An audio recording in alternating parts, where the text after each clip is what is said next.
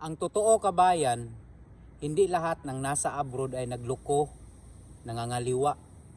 Minsan din yung naiwan sa Pilipinas na ang nangangaliwa talaga.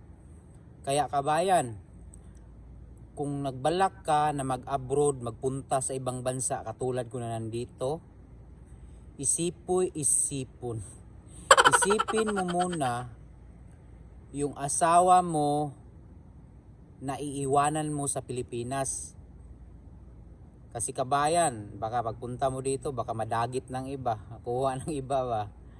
Kaya isipin mo muna kung kaya mo ba mag-usap kayo ng mabuti. Lalo na kung maganda yung asawa mo, gwapa yung asawa mo.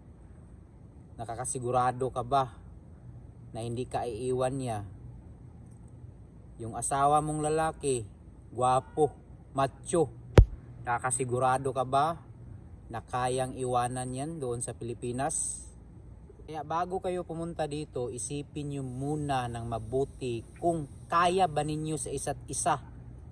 Yung tipong ayaw ng asawa mo na papuntahin ka dito, pero pilit kang pumunta dito, kaya naghahanap ng iba, di ba?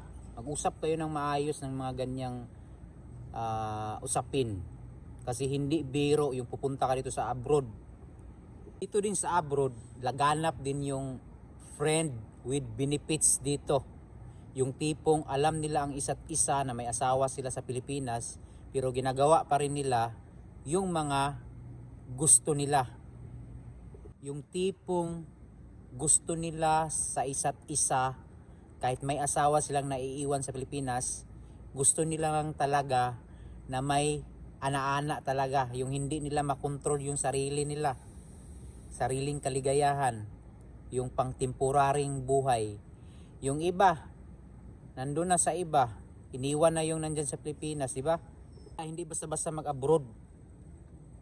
Karamihan may dito, friend with benefits. Nagana-ana sila kahit alam na may asawas na naiwan sa Pilipinas. Kaya bago ka pumunta sa abroad, tingnan mo muna yung asawa mo kung maganda ba. Kasi kung maganda or gwapo, patay ka.